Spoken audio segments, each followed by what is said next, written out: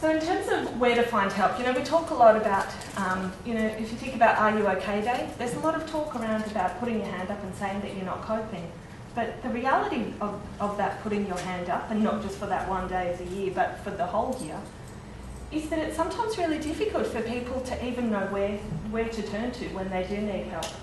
I think what's important to remember is that when we're thinking of mental health or we're thinking of emotional health, it's not necessarily this kind of, ambulance sirens going off, let's swoop in and assist this person here and panicking about everything, but just really taking a graded approach. I always make sure that no matter what anyone says to me in a counselling session, that I make sure that my face remains in a way that doesn't look shocked by what people say. Because a lot of people are just asking you to normalise their experience, to say, I often use a lot of storytelling in my counselling where I'm not breaching someone else's confidentiality, but I'll often refer to either another client or a whole collection of clients that I've merged into one fabulous story.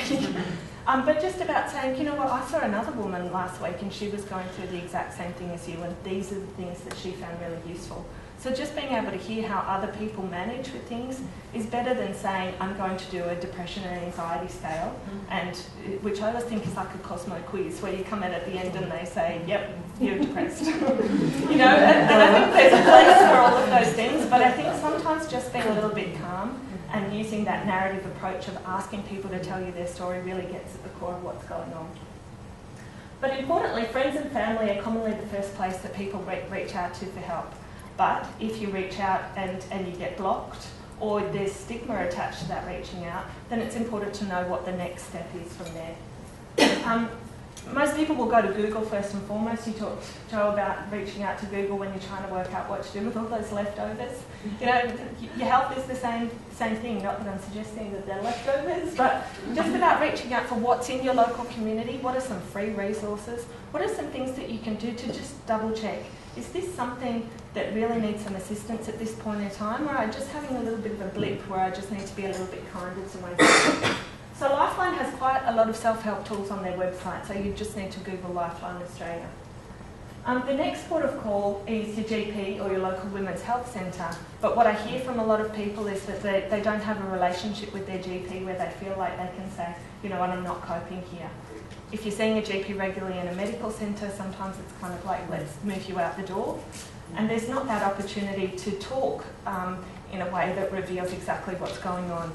Because sometimes people, particularly people who have kids, particularly women with postnatal depression, are frightened for talking up because they think that it questions the way in which they parent or the safety of their children.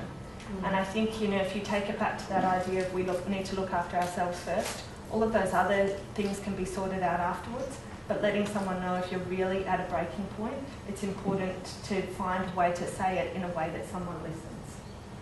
And I think the last issue here that a lot of people aren't aware of is that Medicare, through the Better Access to Mental Health scheme, which is administered by your GP, provides up to 10 sessions each calendar year for people at a reduced rate.